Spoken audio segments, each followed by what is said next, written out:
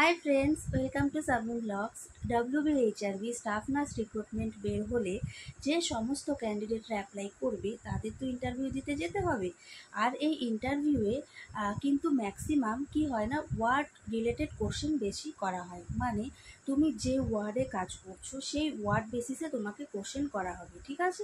তো আজকে আমরা এই ভিডিওতে surgical word related interview question and answer আলোচনা করব এবং আরও এই ভিডিওতে আলোচনা করব বেশ কিছু কমন কোশ্চেন্স, ঠিক আছে, যেগুলো সবসময়ই কিন্তু করা হয়। তো ফ্রেন্ডস, সার্জিক্যাল ওয়ার্ডে যারা কাজ করছো বা করেছো তাদের জন্য যেটা সবথেকে বেশি ইম্পর্টেন্ট টপিক মানে এই ওয়ার্ডের ক্ষেত্রে, সেটা হচ্ছে প্রি অপারেটিভ নার্সিং ম্যানেজমেন্ট এবং পোস্ট অপারেটিভ নার্সিং ম্যানেজমেন্ট।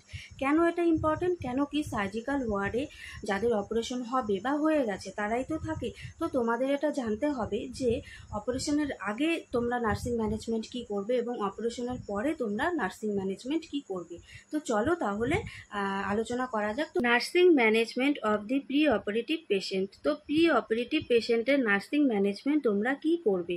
এক নাম্বার হচ্ছে অবটেইনিং দি পেশেন্টস মেডিকেল হিস্ট্রি, মানে তোমাকে পেশেন্টের হচ্ছে সব মেডিকেল হিস্ট্রিগুলো দেখে নিতে হবে। পারফর্মিং আ ফিজিক্যাল এক্সামিনেশন, তোমাকে ফিজিক্যাল এক্সামিনেশন করতে হবে। এভালুয়েটিং দি পেশেন্ট সাইকোলজিক্যাল ফ্যাক্টরস, কেন কি অপারেশনের আগে সবারই একটা মনের মধ্যে ভয় থাকে, তো তার সাইকোলজিক্যালি সে এখন কেমন আছে সেটা তোমাদেরকে এভালুয়েট করতে হবে। তারপরে হচ্ছে gate all the required medical test, তার যত টেস্ট হয়েছে সব কিছু তোমাকে নিতে হবে, দেখতে হবে। Ensure all pre operative documentation is in orders, ঠিক আছে, মানে প্রি অপারেটিভের জন্য মানে অপারেশনের আগে যত ডকুমেন্টস আছে, ফর্মালিটিস আছে, সেগুলো তোমাকে সব কিছু দেখে নিতে হবে। এবার আসছি nursing management of the post operative patient.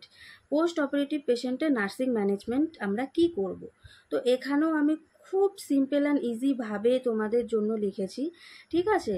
তো প্রথমেই আসছি মনিটরিং ভাইটাল সাইন্স, মানে তোমাকে ভাইটাল সাইন্স চেক করতে হবে। তার মধ্যে তো জানোই কী কী পড়ে, temperature, pulse, respiration, blood pressure, ঠিক আছে, এগুলো তোমাকে সব দেখতে হবে। মেনটেনিং পজিশনিং, খুবই ইম্পর্টেন্ট পজিশন মেনটেন করাটা আফটার ওটি, ঠিক আছে, মানে যে অপারেশন হচ্ছে পেশেন্টের সেই হিসাবে তোমাকে পজিশন মেনটেন করতে হবে। তারপরে পয়েন্ট হচ্ছে মেনটেনিং ভেন্টিলেশন অ্যান্ড সার্কিউলেশন, তোমাকে ভেন্টিলেশন আর সার্কিউলেশন সব কিছু এগুলো দেখে নিতে হবে, ঠিক আছে। তারপরে আসছে মনিটরিং অক্সিজেনেশন, অক্সিজেন কি তার দরকার আছে, তোমাকে সেটা মনিটর করতে হবে। আর কিসে মনিটর করবে, এটা একটা শর্ট কোশ্চেনের মধ্যেও কিন্তু পড়তে পারে। তুমি মনিটরিং করবে অক্সিজেন কিসে, সেটা আমরা সবাই জানি, পালস অক্সিমিটারে আমরা দেখব, ঠিক আছে, তার স্যাচুরেশন কত আছে, মানে SpO2 কত আছে। তারপরে আসছি মনিটরিং লেভেল অফ কনসিয়াসনেস, মানে পেশেন্টের কনসিয়াসনেস লেভেল কি আছে সেটা মনিটর করতে হবে। তারপরে হচ্ছে ম্যানেজিং পেইন, ঠিক আছে, তার পেইন হচ্ছে কি না, যদি হয় তাহলে পেইন কিলার যে ডক্টর অ্যাডভাইস করেছে সেটা তোমাদের দিতে হবে। তো ফ্রেন্ডস, এই গেল প্রি অপারেটিভ নার্সিং ম্যানেজমেন্ট এবং পোস্ট অপারেটিভ নার্সিং ম্যানেজমেন্ট। ভীষণই একটা ইম্পর্টেন্ট টপিক এটা, ঠিক আছে। এটা যারা ইন্টারভিউ দিতে যাবে তাদের জন্য তো অবশ্যই, প্লাস যারা স্টুডেন্ট, যারা নার্সিং পড়ছো তাদেরও কিন্তু এটা এক্সামে একদম আসে, ঠিক আছে। তো এখানে তোমরা এটা দেখে নিতে পারো। তো ফ্রেন্ডস, এবার আসছি নেক্সট কোশ্চেনে। নেক্সট কোশ্চেন হচ্ছে why is post operative care important. তো আনসার দেখো, এখানে আমি লিখেই দিয়েছি, to ensure proper healing as well as rule out the presence of complication, ঠিক আছে, মানে পেশেন্টের প্রপার হিলিংয়ের জন্য এবং আমাদের রুল আউট করার জন্য যে কোনো কমপ্লিকেশন পেশেন্টের হচ্ছে কি না, ঠিক আছে, এটার জন্যই হচ্ছে পোস্ট অপারেটিভ কেয়ার কিন্তু ইম্পর্টেন্ট। এবার আসছি নেক্সট কোশ্চেনে।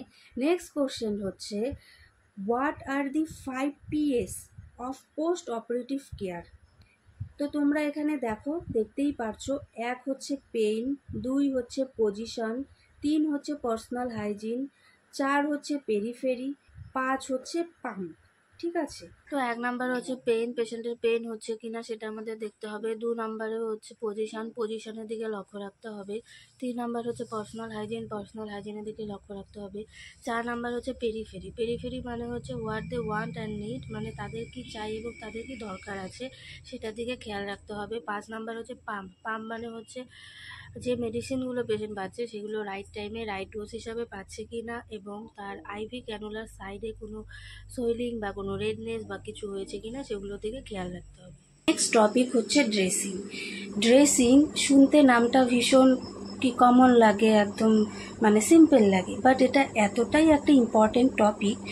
এটা শুধু যারা সার্জিক্যাল ওয়ার্ডে কাজ করে তাদের জন্য না, এটা মেডিসিন ওয়ার্ড, আদার্স ওয়ার্ড, আমাদের সবার জন্য এটা ইম্পর্টেন্ট, ঠিক আছে? তো এই ড্রেসিং থেকে কি কি কোশ্চেন্স হতে পারে তো আমাদের সাথে এখন আলোচনা করব। তো চলো শুরু করা যাক। ড্রেসিং থেকে ফার্স্ট যে কোশ্চেনটা হয় সেটা হচ্ছে পারপাস অফ ড্রেসিং। ড্রেসিং আমরা কেন করব? তো ফ্রেন্ডস, এখানে দেখো আমি লিখে দিয়েছি। 1 নম্বরে হচ্ছে টু প্রোটেক্ট উনকে প্রোটেক্ট করার জন্য। 2 নাম্বার হচ্ছে টু প্রিভেন্ট ইনফেকশন, যাতে কোনো রকম ইনফেকশন না হয় তার জন্য। 3 নাম্বার পয়েন্ট হচ্ছে টু অ্যালাউ হিল হওয়ার জন্য। তো ড্রেসিংয়ের মেইন পারপাস হচ্ছে এটাই। নেক্সট টপিক হচ্ছে ইনস্ট্রুমেন্ট। ইনস্ট্রুমেন্ট থেকে তোমাদের যেটা কোশ্চেন হতে পারে সেটা হচ্ছে ফাংশন অফ ইনস্ট্রুমেন্ট, মানে কোন ইনস্ট্রুমেন্ট কোন কাজে লাগে। এটা শুধু সার্জিক্যাল ওয়ার্ডে যারা কাজ করো তাদেরই না, যারা ওটিতে কাজ করো বা আইসিইউতে কাজ করো, ঠিক আছে, তাদের জন্য কিন্তু এই কোশ্চেনটা হতে পারে। তো এটা একটা কমন কোশ্চেনের মধ্যেই পড়ে, বিশেষ করে যারা অপারেশন থিয়েটারে কাজ করো। তো ফাংশন অফ ইনস্ট্রুমেন্টের মধ্যে আমি 3টে ফাংশন এক্সাম্পল হিসাবে দিয়েছি। সাপোজ ধরো আরটি ফরসেপের ফাংশন কি, ঠিক আছে, ডিসেক্টিং ফরসেমের ফাংশন কি, ওভাম ফরসেপের ফাংশন কি, ঠিক আছে। তো এই টাইপের কোশ্চেন তোমাদের হতে পারে ইনস্ট্রুমেন্ট থেকে। নেক্সট টপিক হচ্ছে ড্রেসিং ট্রে প্রিপারেশন। তোমাদের হয়তো বলতে পারে একটা ট্রলি দিয়ে যে এখানে তুমি একটা ড্রেসিং ট্রে প্রিপেয়ার করো। তো সেক্ষেত্রে তোমাকে কিন্তু 2টো ট্রে দিয়ে করতে হবে। একটা হচ্ছে ক্লিন ট্রে, একটা হচ্ছে স্টেরাইল ট্রে। তো স্টেরাইল ট্রেতে তুমি কী কী রাখবে এবং ক্লিন ট্রেতে তুমি কী কী রাখবে এটা তো আমরা সবাই জানি। তারপরের টপিক হচ্ছে হ্যান্ড ওয়াশিং। হ্যান্ড ওয়াশিং খুবই একটা ইম্পর্টেন্ট টপিক, এটা কমন কোশ্চেনের মধ্যেও আসে। হ্যান্ড ওয়াশিং আমরা জানি 2 টাইপের হয়, একটা হচ্ছে সার্জিক্যাল হ্যান্ড ওয়াশিং, একটা হচ্ছে ক্লিনিক্যাল হ্যান্ড ওয়াশিং। তারপরে নেক্সট টপিক হচ্ছে বায়োমেডিক্যাল ওয়েস্ট ম্যানেজমেন্ট। এটাও একটা ভীষণ ইম্পর্টেন্ট টপিক, ঠিক আছে। এখান থেকে কালার কোড নিয়ে কোশ্চেন হয়, হ্যাঁ, যেমন ব্লু বিনে কি ফেলবো, রেড বিনে, ইয়েলো বিনে, ঠিক আছে, ব্ল্যাক বিনে, এগুলোতে আমরা কি কি কোনটাতে কি ডিসকার্ড করব, আর পিপিসি মানে পাংচার প্রুফ কন্টেইনারে কি ডিসকার্ড করব। তো বায়োমেডিক্যাল ওয়েস্ট ম্যানেজমেন্ট থেকে কিন্তু এই কোশ্চেনটাই সাধারণত হয়।